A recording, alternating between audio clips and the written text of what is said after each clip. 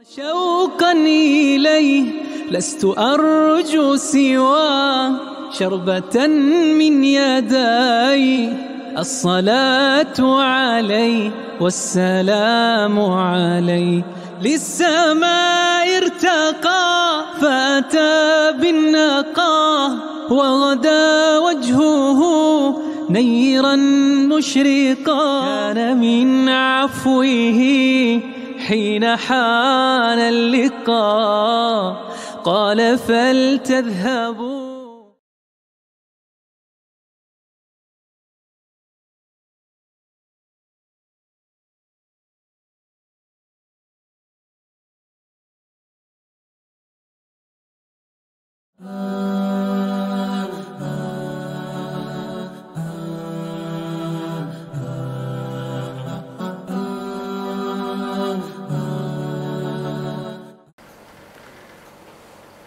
Bismillahirrahmanirrahim. Alhamdulillahirabbil alamin wassalatu wassalamu ala nabiyyina Muhammadin wa ala alihi wa ashabihi ajma'in.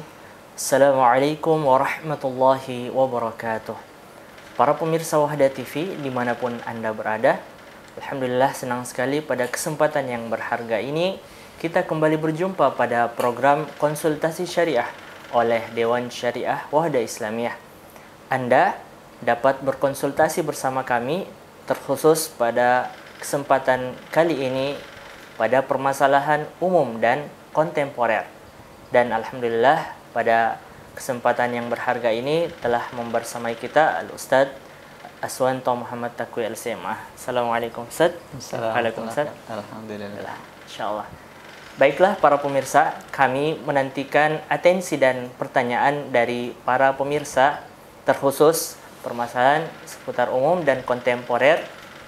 Anda dapat melayangkan pertanyaan-pertanyaan Anda melalui pesan WhatsApp di nomor yang tertera di layar, atau Anda juga dapat berkonsultasi langsung dengan mengirimkan pertanyaan pada kolom komentar live streaming channel YouTube yang kita saksikan bersama. Baiklah, sembari kita menantikan atensi dan pertanyaan-pertanyaan yang masuk dari para pemirsa sekalian, mari kita terlebih dahulu kita mendengarkan materi pengantar yang akan dibawakan oleh Ustadz kita dengan tema umat Islam bersaudara. Kepada Ustadz kami persilakan, falyatafadhal mashkurun. Syukran. Jazakumullah khairan. Alhamdulillah wassalatu wassalamu ala Rasulillah wa ala alihi wa ashabihi wa man tabi'ahum bi ihsanin ila yaumiddin. Amma ba'du. Pemirsa Wahda TV yang dimuliakan oleh Allah Subhanahu wa taala, dimanapun Anda berada, alhamdulillah pada kesempatan yang berbahagia ini kembali kita bertemu melalui channel kesayangan kita. Semoga channel ini bisa menjadi sarana kita untuk menambah keimanan kita, ketakwaan kita, wawasan kita terhadap agama kita ini yang menjadi penuntun kita kepada jalan yang benar menuju ridha Allah Subhanahu wa taala. Pemirsa yang dimuliakan oleh Allah Subhanahu wa taala, Allah Subhanahu wa taala telah menegaskan di dalam surat Al-Hujurat, a'udzubillahi minasyaitonir rajim, innamal mu'minuna ikhwah. Sesungguhnya orang-orang yang beriman itu bersaudara. Jadi setiap orang-orang beriman, dia adalah seorang muslim, seorang mukmin yang telah mengikrarkan syahadat la ilaha illallah Muhammad Rasulullah, maka di saat itu dia adalah saudara kita. Dan mereka memiliki hak terhadap kita sebagai saudara se-Islam. Hak-hak mereka begitu banyak yang harus sama-sama kita tunaikan.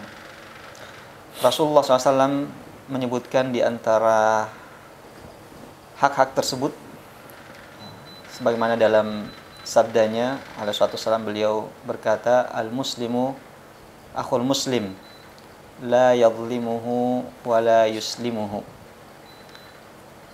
Seorang muslim itu adalah merupakan saudara terhadap muslim yang lainnya. Oleh karena itu janganlah dia menzalimi saudaranya, wala yuslimuhu, dan janganlah dia menyerahkan saudaranya kepada orang lain, kepada musuhnya.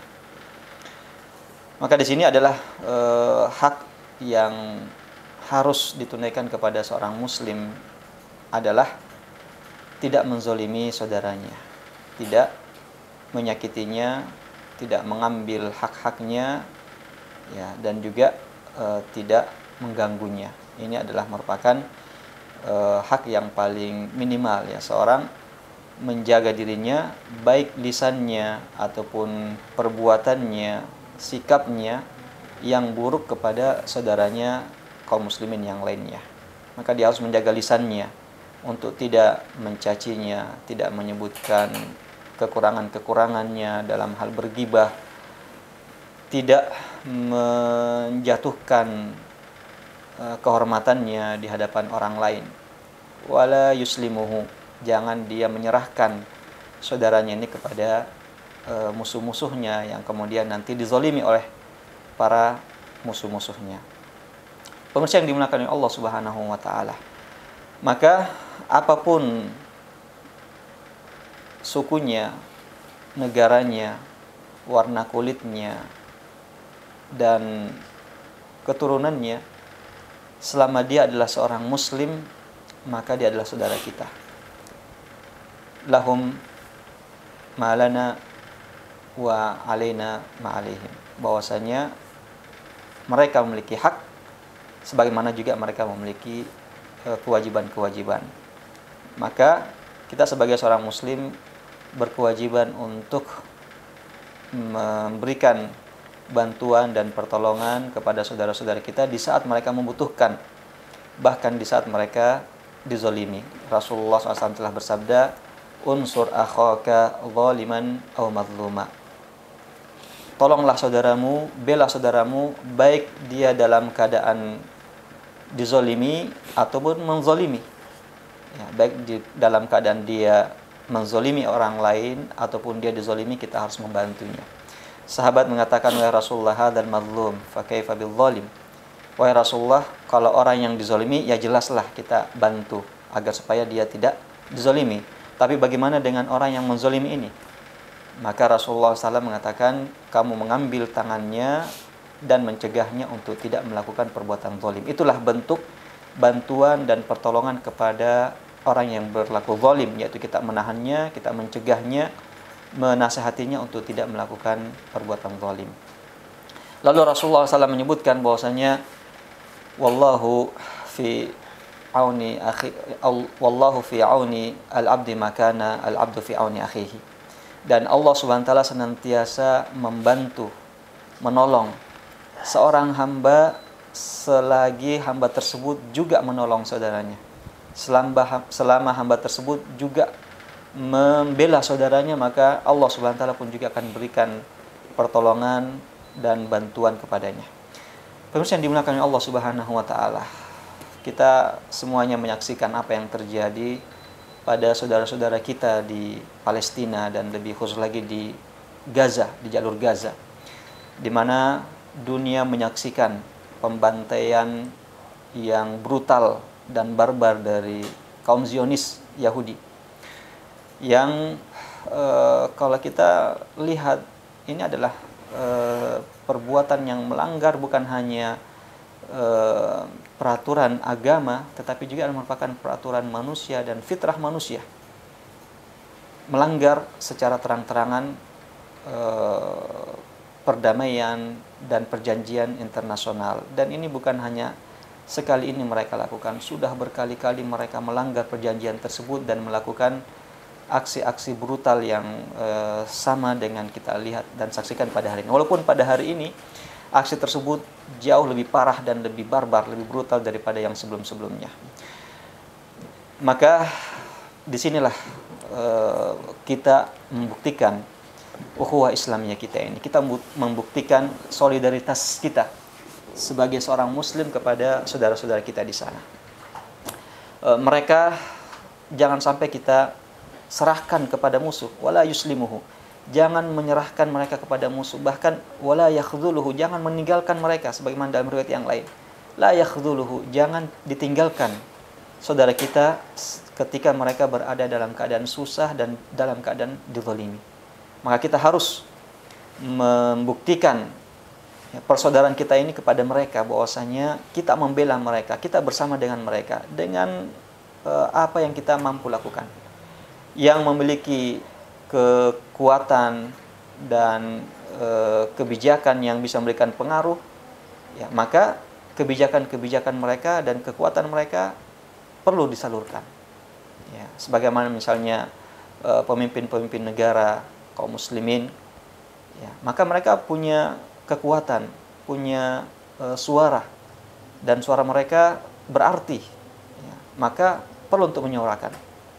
Ya, dan alhamdulillah negeri kita, ya, Indonesia telah melakukan hal tersebut.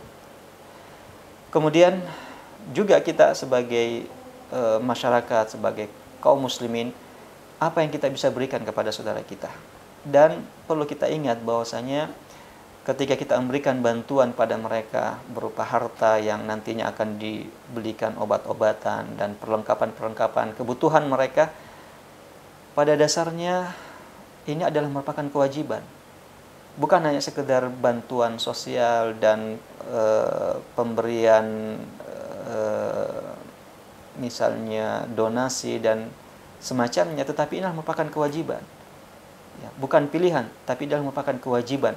Dan ini adalah merupakan bagian daripada jihad dengan harta kita, di mana dengan kita memberikan harta kita untuk kebutuhan-kebutuhan mereka, ya, khususnya untuk kebutuhan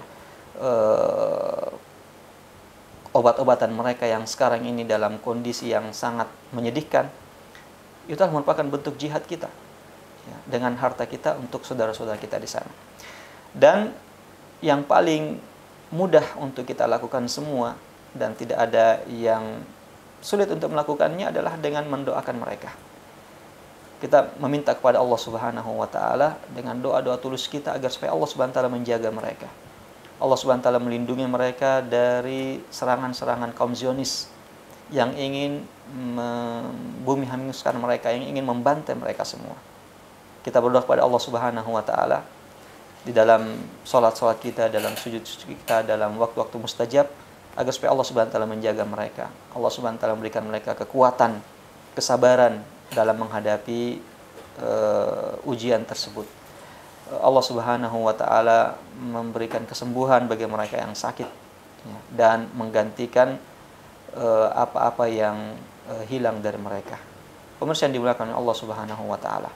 Maka ini adalah merupakan kewajiban yang paling minimal yang bisa kita berikan kepada saudara-saudara kita. Dan tentunya dituntut lebih daripada itu, apa yang mampu untuk kita berikan, maka kita berikan kepada saudara-saudara kita. Ini juga adalah merupakan bagian daripada sedekah-sedekah kita yang ketika kita berikan karena Allah Subhanahu wa taala, maka Allah Subhanahu wa taala akan menggantikan dengan lipatan ganda yang sangat besar, ya. Dia merupakan bagian daripada sedekah di jalan Allah Subhanahu wa taala. Sebagaimana yang Allah Subhanahu wa taala sebutkan bahwasanya perumpamaan orang yang mensedekahkan hartanya di jalan Allah Subhanahu wa taala kamatsali habbatin ambatat sab'a sanabil fi kulli sumbulatin mi'atu habba wallahu yudha'ifu liman yasha. Yang membelanjakan hartanya di jalan Allah Subhanahu wa taala dan memberikan bantuan pada saudara-saudara kita adalah merupakan jihad di sana. Merupakan bagian daripada fisabilillah di jalan Allah Subhanahu wa taala. Maka itu kamatsali habbatin, bagaikan satu biji yang tumbuh yang ambatat sab'a sanabil, yang kemudian tumbuh menjadi 7 batang, fi kulli sumbulatin mi'atu habbah, pada setiap batangnya akan tumbuh 100 butir dari butiran-butiran biji tersebut. Nah, sehingga ini adalah merupakan pahala yang sangat besar yang Allah Subhanahu wa taala siapkan bagi siapa saja yang mensedekahkan hartanya di jalan Allah Subhanahu wa taala. Dan di hadapan kita pintu untuk hal tersebut sangat besar bagi saudara-saudara kita. Di samping itu adalah merupakan bagian daripada kewajiban kita dalam hal hak-hak persaudaraan kita. Wallahu ta'ala alam. Insyaallah, jazakumullah khairan Ustaz atas materi pengantar yang telah diberikan. Insyaallah semoga bermanfaat kepada seluruh pemirsa dan semoga menjadi motivasi bagi kita semua untuk lebih memperhatikan, ya, kondisi saudara-saudara kita dengan membantu mereka dengan segenap yang bisa kita lakukan, Ustaz. Mendoakan dan mengirimkan infak-infak terbaik bagi kita semua. Baiklah para pemirsa konsultasi syariah dimanapun Anda berada, kami menantikan sekali lagi atensi dan pertanyaan-pertanyaan yang masuk dari para pemirsa sekalian, ya, terkhusus berkaitan dengan materi yang dibawakan oleh Ustaz kita tadi. Ya, Anda dapat melayangkan sekali lagi pertanyaan Anda kepada pesan WhatsApp di nomor yang telah kita sebutkan, ataupun Anda dapat bertanya melalui kolom komentar live streaming yang sedang kita saksikan bersama. Baiklah Ustaz, kita masuk kepada pertanyaan-pertanyaan yang telah masuk dari pemirsa.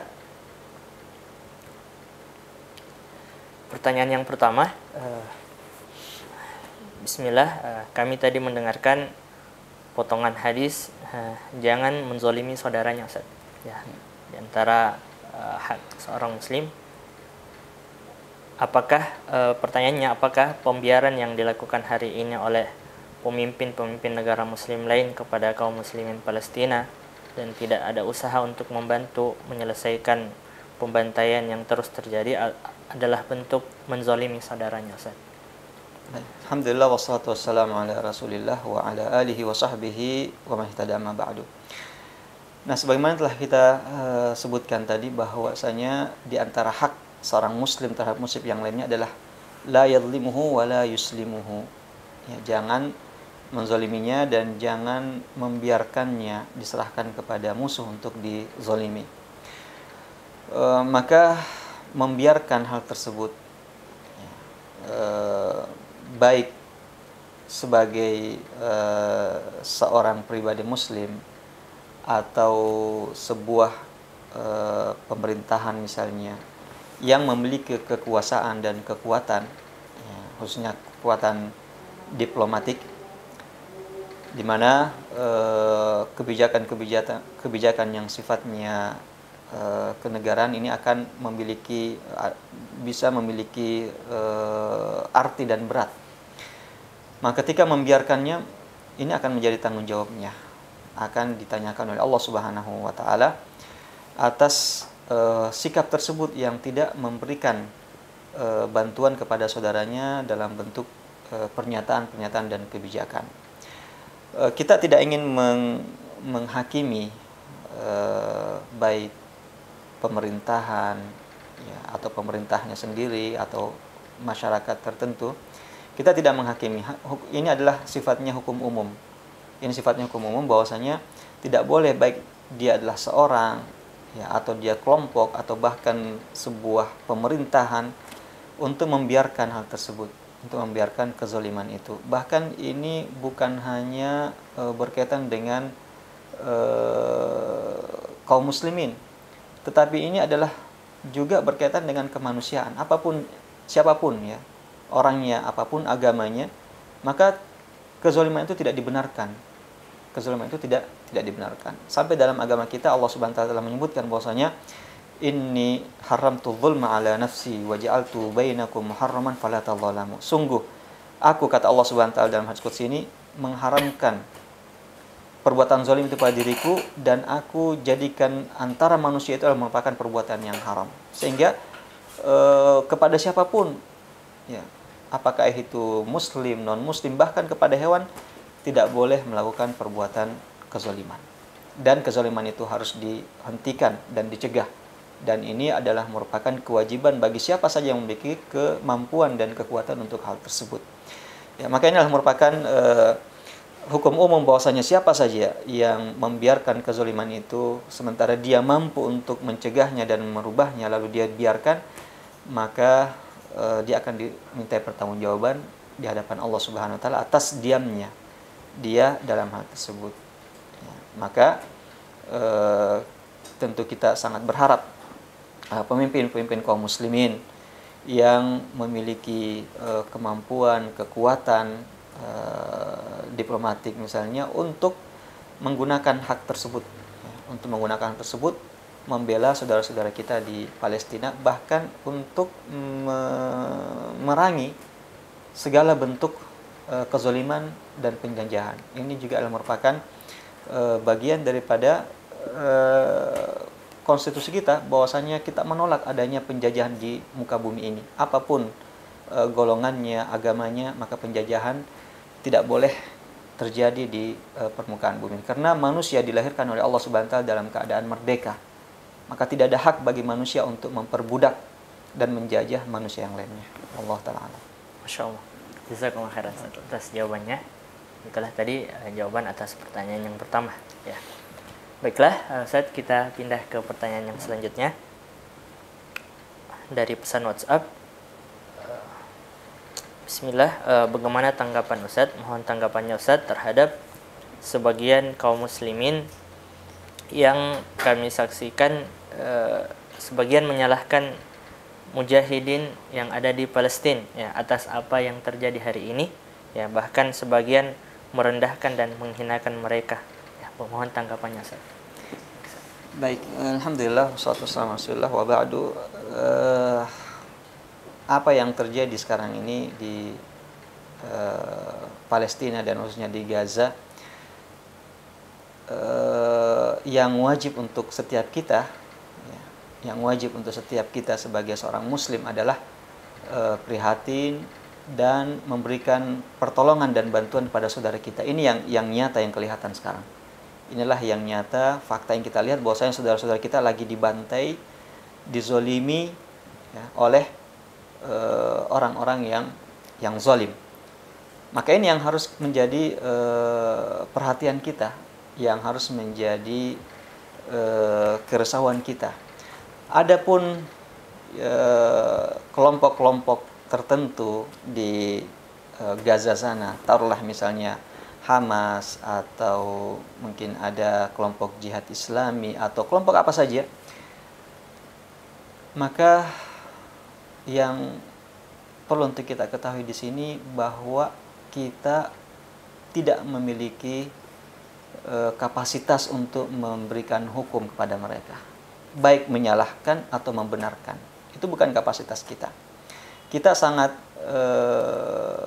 prihatin, ya, pada sebagian orang, ya, apakah dia menganggap dirinya sebagai seorang ahli dalam agama atau ahli dalam masalah ketatanegaraan dan politik, berbicara berkaitan dengan masalah ini tanpa memiliki data-data fakta yang jelas, yang kuat. Kita tidak boleh dalam menghukumi sesuatu, tidak boleh dengan perasaan saja, tidak boleh dengan perasaan melihat wah ini banyak yang korban, maka pelakunya ini adalah keliru dalam mengambil tindakan, atau mungkin sebaliknya mengatakan bahwasanya ini adalah betul-betul merupakan perjuangan, maka apa yang dilakukan itu benar dan kita harus dukung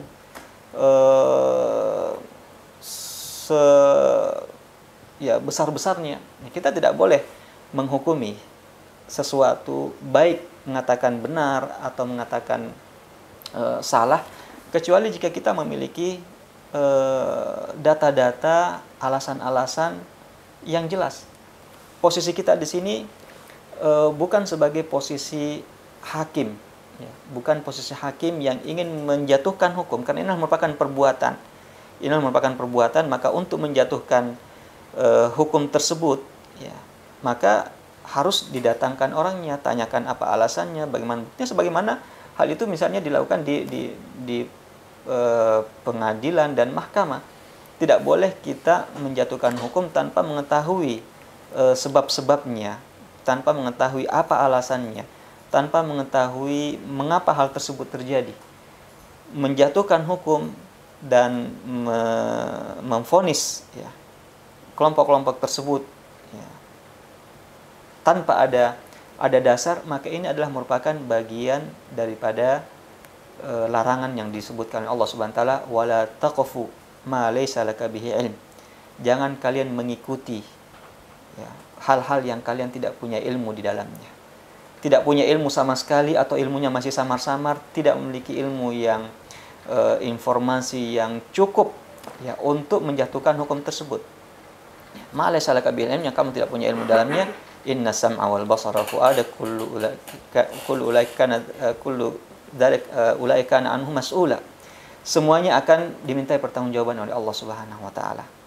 Ya, semuanya akan dimintai pertanggungjawaban oleh Allah Subhanahu wa taala. Karena itu tidak boleh kita memvonis, ya, tidak boleh kita memvonis apakah benar atau salah kecuali kalau kita memiliki bukti-bukti, informasi-informasi yang cukup untuk mendukung dan menguatkan perkataan kita. Tidak boleh berdasarkan perasaan, tidak boleh hanya hal-hal yang sifatnya umum kemudian tidak masuk ke dalamnya dan meminta keterangan yang lebih lanjut tentang hal tersebut. Jadi pertama, kita tidak punya kapasitas dalam hal itu untuk berbicara, untuk mengeluarkan hukum dan vonis. Kedua, kita memang tidak dimintai juga untuk memberikan hukum. Ya, tidak pernah kita atau siapa saja yang mengeluarkan hukum tersebut dalam vonis, tidak pernah mereka diminta untuk mengeluarkan fatwa dan mengeluarkan hukum dan sikap, ya, terhadap hal tersebut. Ya, maka yang selamat adalah kita menyerahkan hal tersebut kepada yang punya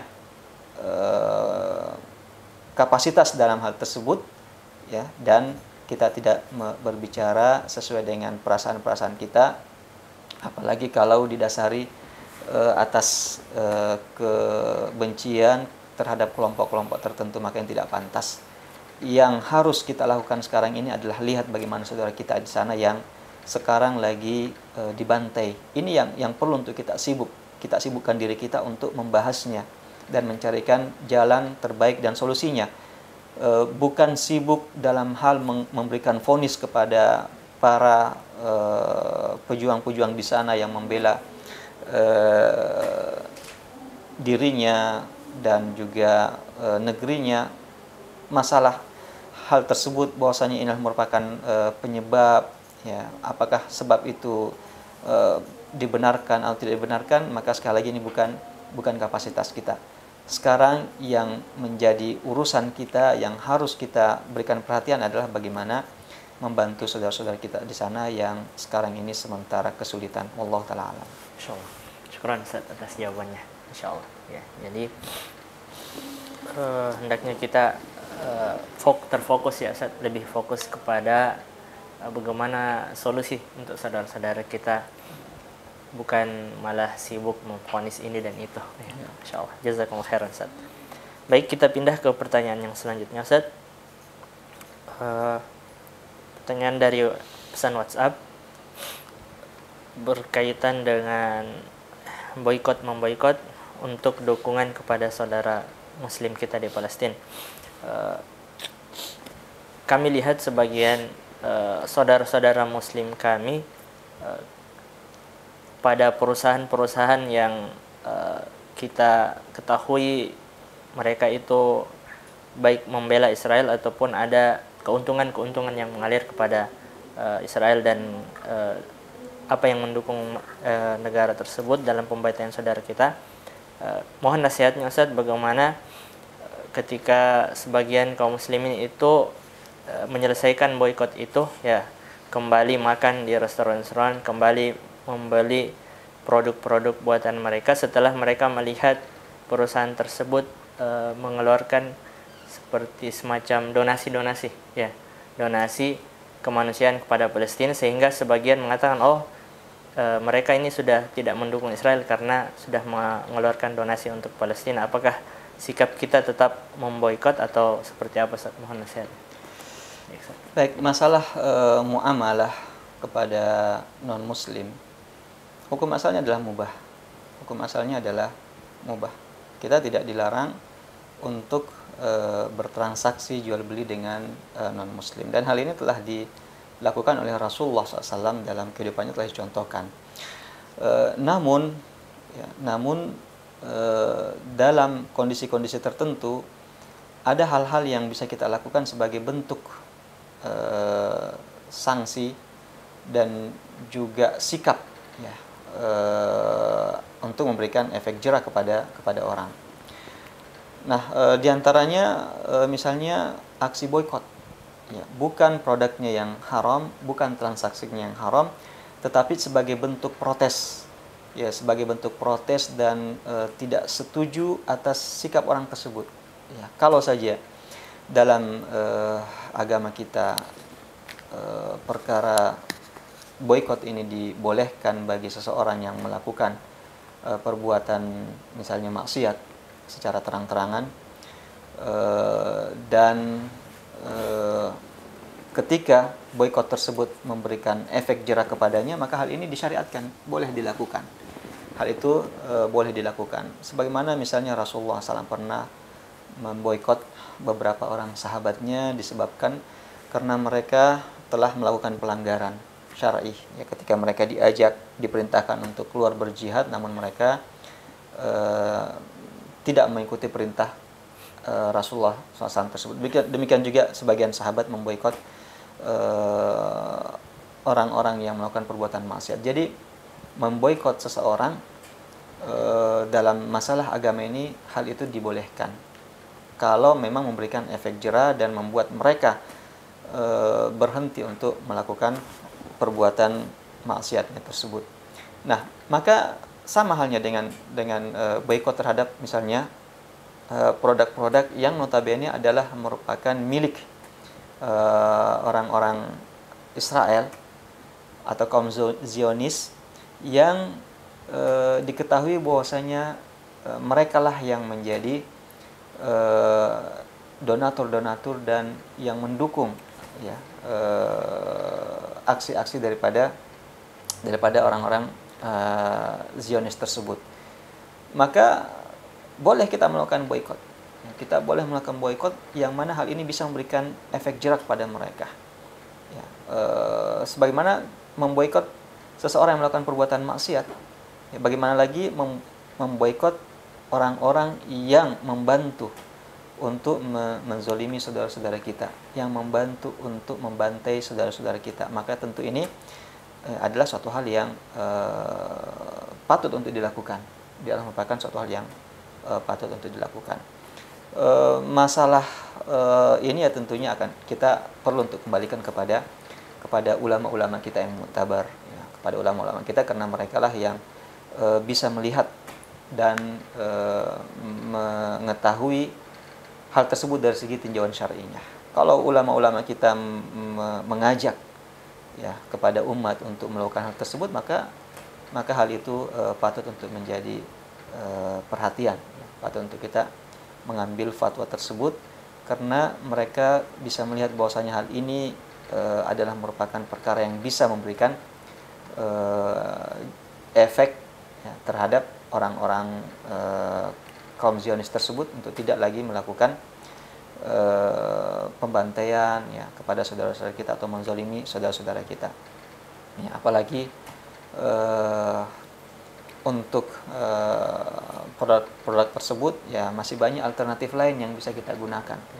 Ya, bukan sesuatu yang kebutuhan yang kita akan mudarat ya, dan sulit kalau tidak mengambilnya atau tidak membelinya. Selagi masih ada produk-produk yang lain sebagai alternatif, maka masih ada peluang untuk menggunakannya dan meninggalkan produk-produk tersebut yang notabene adalah merupakan pendukung-pendukung kaum Zionis. Allah Ta'ala. Baik, Ustaz. Masya Allah. Ya, terkait tadi Ustaz, sebagian bertanya orang-orang ketika melihat perusahaan-perusahaan ini, ya sebagian ya dengan istilah cari muka ya Ustaz. Ya, sebagian dengan melakukan donasi, ikut berdonasi kepada Palestina. Sebagian bertanya, Ustaz, bagaimana sebenarnya sikap kita? Apakah kita tetap teguh dengan bersabar untuk tidak membeli mereka, atau dengan hal ini menjadi sebuah pembolehan? Oh, kalau begitu kita sudah selesai boikotnya, Ustaz. Seperti itu. Bagaimana nasihat dari Ustaz sendiri? Ya, kemungkinan ya tentang donasi dari non Muslim ya kepada Muslim, ya hukum asalnya adalah boleh-boleh saja. Hukum asalnya boleh-boleh saja tanpa ada syarat-syarat yang melanggar syariat. Dan ya kita bisa melihat atau mencari informasi bahwa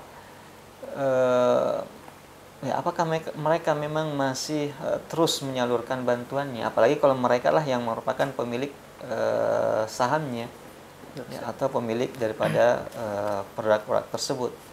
ya mungkin apa yang diberikan dalam bentuk donasi itu tidak seberapa dengan apa yang telah disalurkan untuk menjadi menjadi alat untuk membantai saudara kita, ya, sehingga tidak ada bandingannya ya apa yang mereka misalnya berikan ya donasi tersebut dengan apa yang telah mereka salurkan kepada kaum Zionis. Allah Ta'ala. Syukran Ustaz atas jawabannya, Masya Allah. Baik, kita melangkah ke pertanyaan yang selanjutnya. Bismillah, dari pesan WhatsApp. Kami mendengar salah seorang ustadz yang sedang viral berkata bahwa donasi kemanusiaan yang dikeluarkan tidak melalui pemerintah resmi itu tidak akan pernah sampai ke Palestina, Ustaz. Itu statement dari beliau. Apakah hal ini betul, Ustaz? Ya, seorang itu berbicara harus berdasarkan dengan ilmu dan fakta. Nah, yang bersangkutan ini saya khawatir tidak memiliki data-data dan tidak melihat fakta yang ada, ya kemudian mengeluarkan satu statement ya sebagaimana telah kita sebutkan tadi, firman Allah Subhanahu wa taala, wala taqfu ma laysa laka bihi ilm.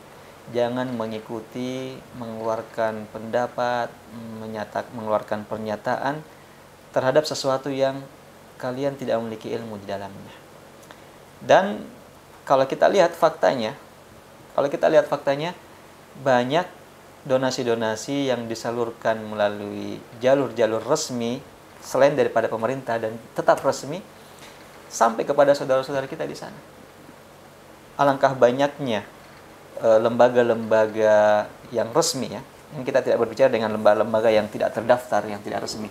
Kita berbicara tentang lembaga-lembaga yang resmi terdaftar secara resmi di pemerintah, baik di Indonesia ataupun di luar Indonesia, yang menyalurkan bantuan-bantuan kepada saudara-saudara kita di sana dan juga di tempat lain. Ya, ini bukan hanya pada Gaza saja, di tempat lain juga demikian. Seperti misalnya sebelumnya saudara-saudara kita di Rohingya, ya, saudara-saudara kita misalnya dulu di wilayah-wilayah Afghanistan ketika dilanda perang. Ya. Banyak donasi-donasi yang tersalurkan melalui jalan-jalan yang tidak resmi pemerintah, ya, tetapi dari lembaga-lembaga yang lembaga kemanusiaan yang resmi terdaftar. Ya, misalnya kita berbicara di Indonesia ini cukup banyak lembaga-lembaga itu tersebar, dan faktanya ada di lapangan. Kita lihat ya perwakilan dari lembaga-lembaga itu melakukan aksi kemanusiaan dengan membagikan bantuan kepada mereka. Nah, apakah kita buta melihat hal tersebut? Ya. Apakah kita ingin mendustakan fakta yang ada? Nah, tentu hal yang sangat sangat lucu ya. Berbicara sesuatu yang tidak memiliki dasar, bahkan sangat jelas terang di dalam kenyataan dan faktanya hal tersebut sampai. Ya. Nah, kalau misalnya ingin mengatakan bahwa saya salurkanlah bantuan kalian kepada pemerintah, ya tidak mengapa. Ya, dan itu adalah salah satu di antara jalannya. Dan kita harapkan ya bisa tersalurkan dengan baik melalui jalur pemerintah. Tetapi kalau mengatakan bahwasanya dari jalur-jalur lain selain daripada pemerintah itu tidak sampai, maka ya kita serahkan kepada yang memberikan pernyataan. Persiapkan pertanggungjawaban Anda di hadapan Allah Subhanahu wa taala atas persaksian tersebut. Allah Subhanahu wa taala berfirman, satuktabu syahadatuhum wa yus'alun. Pernyataan-pernyataan mereka akan tercatat dengan rapi dan mereka akan dimintai pertanggungjawaban di hadapan Allah Subhanahu wa taala atas pernyataan tersebut. Apakah berdasarkan ilmu atau serampangan, maka yang bersangkutan sendiri akan menerima akibatnya dan bertanggung jawab atas apa yang dia ucapkan. Allah taala. Insyaallah. Syukran atas jawaban yang telah diberikan. Ya. Jadi insyaallah selama itu melalui jalur resmi walaupun bukan pemerintahan, insyaallah kita tidak perlu ragu ya Ustaz. Insyaallah, apalagi kalau mereka sudah membuktikan hal itu.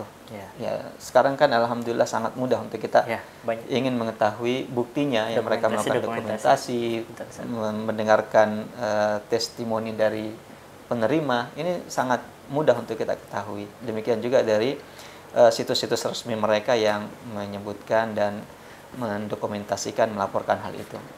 Baik, Ustaz. Masya Allah, syukran. Baik, Ustaz, kita melangkah ke pertanyaan selanjutnya. Dari pesan WhatsApp, Bismillah, izin bertanya, Ustaz, apakah kita yang dari negara lain ya sebenarnya boleh ikut berjihad ke Palestina atau tidak? Ya. Dan apakah jika kita ikut berjihad kita digolongkan sebagai syuhada kalau terbunuh? Berjihad di jalan Allah Subhanahu wa taala adalah merupakan salah satu hal yang disyariatkan. Bahkan Rasul mengatakan jihad adalah zirwatu sanamil Islam. Dia merupakan puncak keislaman. Namun jihad ini ada aturan mainnya. Ada aturan mainnya yang harus kita ketahui. Kapan dia menjadi fardu ain dan kapan dia bersifat fardu kifayah.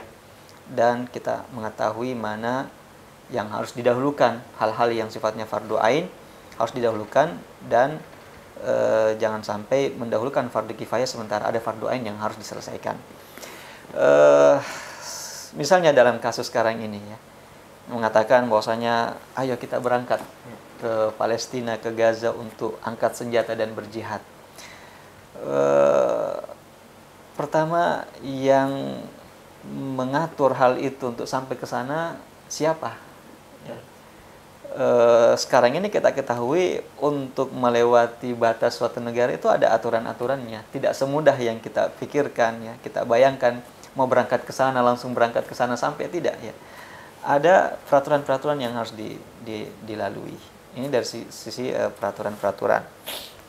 Kemudian juga apakah kewajiban-kewajiban fardu ain kita sudah selesai ya di negeri kita ini untuk berangkat ke sana ya. Salah seorang sahabat yang datang dari negeri Yaman ke Madinah lalu ingin bergabung dengan Rasulullah dan mengatakan, Rasulullah, saya ingin berjihad bersama Anda.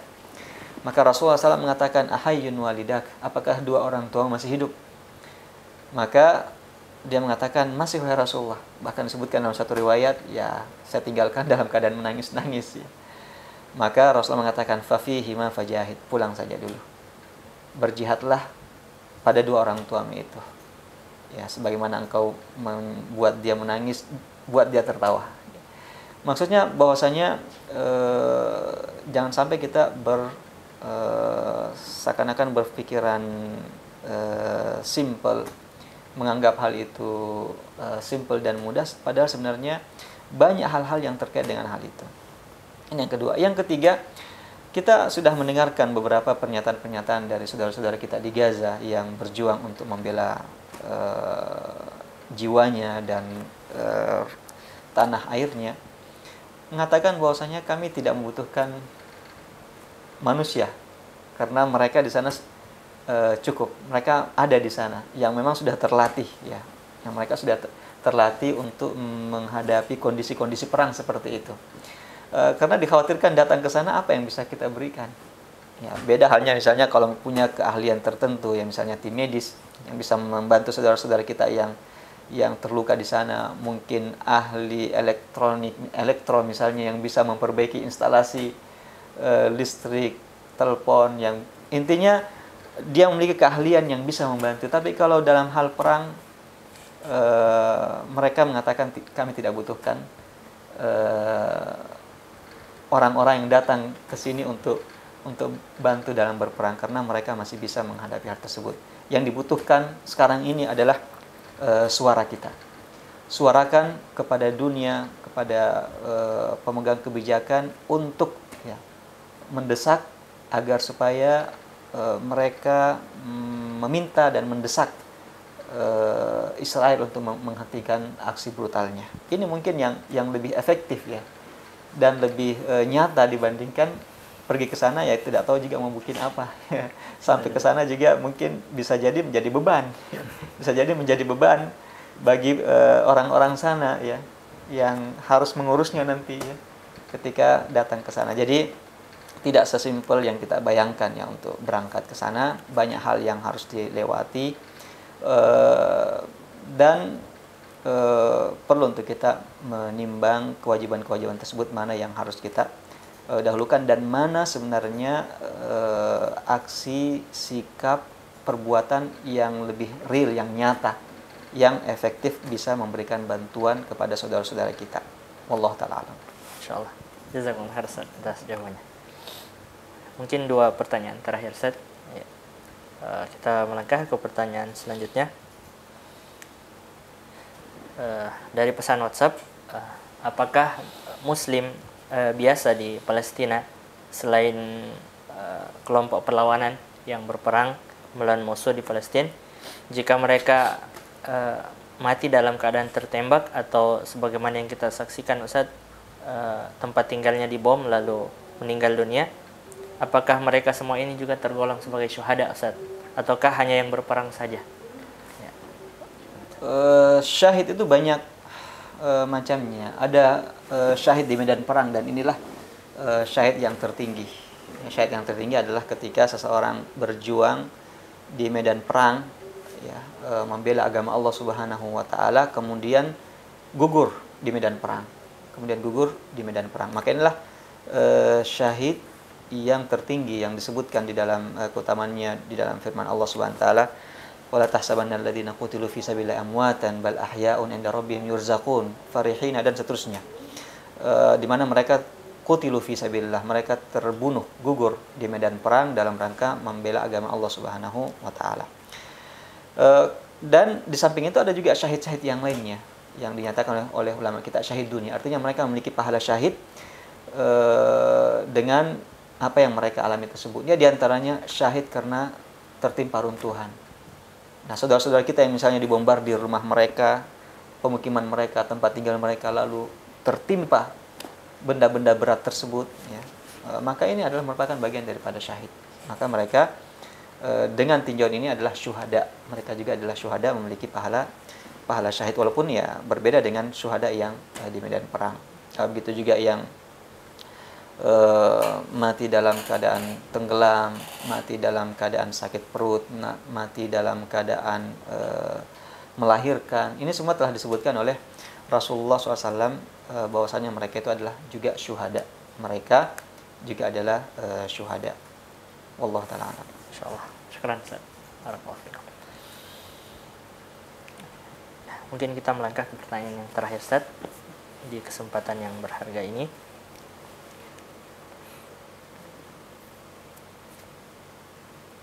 Bismillah, dari pesan WhatsApp.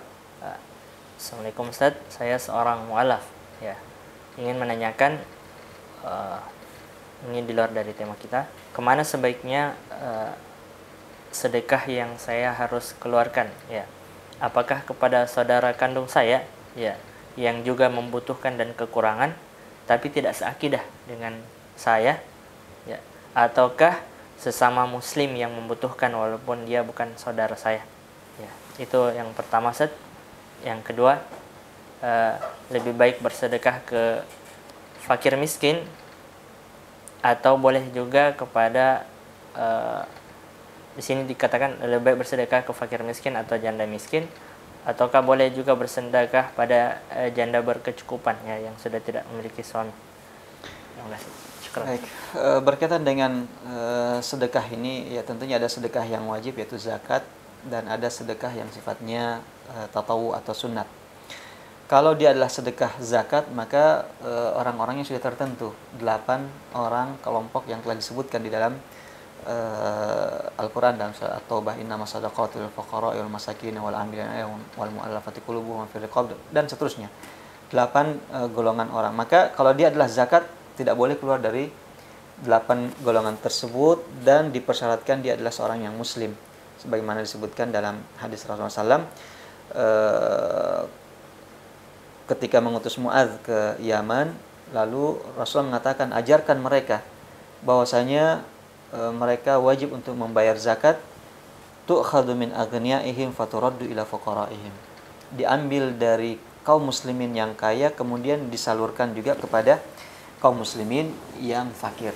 Nah, jadi di sini dipersyaratkan harus dia adalah seorang muslim, dia harus seorang muslim kalau dia merupakan zakat. Adapun sedekah yang sifatnya tatawu sunat, maka yang paling utama adalah yang sangat membutuhkan. Yang paling utama adalah kepada sangat yang membutuhkan. Dan jika dia merupakan kerabat yang muslim, maka itulah yang terbaik. Sebagaimana yang Rasulullah SAW sebutkan bahwasanya sedekah alal fakir sedekah. Sedekah terhadap orang fakir adalah dihitung sedekah. Dan sedekah kepada kerabat, maka dia adalah sedekah wasilah. Dia menggabungkan dua hal sini, dia mendapatkan pahala sedekah dan dia juga mendapatkan pahala silaturahmi. Nah, maka kalau dia adalah masih kerabat dan dia muslim, maka dia yang paling utama. Tetapi kalau misalnya berbeda agama, dia adalah saudara tapi berbeda agama, nah tentu di sini dilihat mana yang membutuhkan, sedekah tersebut. Tentu kalau ada seorang muslim yang butuh, dialah yang utama. Tapi kalau misalnya ada saudara non muslim dan membutuhkan, maka juga diberikan. Jangankan kepada manusia yang non muslim, kepada hewan pun juga kita dianjurkan. Rasulullah mengatakan bahwasanya wa fi kulli kabidin rotbatin ajrun. Pada setiap yang bernyawa, ketika kita berikan makan, kita berikan sedekah, maka itu ada pahalanya. Maka kalau masih bisa dikompromikan, ya kalau masih bisa dikompromikan, ya dibagi misalnya sesuai dengan kebutuhannya. Saudara yang non muslim kebutuhannya sekian diberikan, kemudian sesama muslim walaupun kebutuhannya tidak begitu mendesak dan besar, namun dia juga butuh, kita bagikan. Artinya selama masih bisa dikompromikan, maka itulah yang terbaik. Sehingga dia bisa memberikan bantuan kepada saudaranya semuslim dan juga kerabatnya, yang ini juga merupakan bagian daripada silaturahmi walaupun dia non muslim. Jadi bukan berarti non muslim tidak boleh menyambung silaturahmi, tidak. Kepada non muslim pun juga tetap harus menyambung silaturahmi, menjaga hubungan. Sebagaimana ketika ada seorang wanita, ibu daripada istri Rasulullah SAW datang, ya, artinya mertua Rasulullah, ya. Dia masih musyrik pada saat itu. Lalu sahabat ini, istri Rasul, mengatakan, wahai Rasulullah, bagaimana dengan ibu saya ini masuk? Apakah saya persilahkan masuk atau tidak? Maka Rasulullah SAW perintahkan untuk persilahkan masuk, karena dia walaupun bagaimana, dia adalah ibunya yang tetap harus menjaga hubungan. Maka dengan demikian, ya, selama masih bisa kita kompromikan, kerabat kita yang sangat butuh, walaupun dia non muslim, kita berikan sebagai bentuk sedekah, maka itu adalah hal yang baik. Dan terhitung sebagai sedekah. Wallahu ta'ala alam. Insyaallah. Syukran atas jawabannya, Ustaz. Ya, semoga bermanfaat bagi penanya. Alhamdulillah, para pemirsa Wahda TV dimanapun Anda berada, pertanyaan tadi sekaligus menjadi pertanyaan terakhir kita pada konsultasi syariah kita pada hari ini. Ya. Menarik apa yang telah kita simak bersama pada konsultasi syariah pada kesempatan kali ini. Maka para pemirsa dimanapun Anda berada, ini adalah penghujung acara kita. Cukup sekian perjumpaan kita pada konsultasi pada kesempatan kali ini. Kepada narasumber yang telah membersamai kita, Ustadz Aswanto Muhammad Taqwi, kami ucapkan jazakumullah khairan, Ustadz. Ya. Dan kepada para pemirsa sekalian yang telah hadir dan membersamai kita dan telah memberikan pertanyaan-pertanyaan, kami ucapkan jazakumullah khairan. Terima kasih atas atensi dan pertanyaan dari para pemirsa sekalian. InsyaAllah kita berjumpa pada program konsultasi yang berikutnya. Mari kita tutup konsultasi kita dengan membaca doa kafaratul majelis. Subhanakallahumma wa bihamdik, asyhadu an la ilaha illa anta, astaghfiruka wa atubu ilaik. Assalamualaikum warahmatullahi wabarakatuh.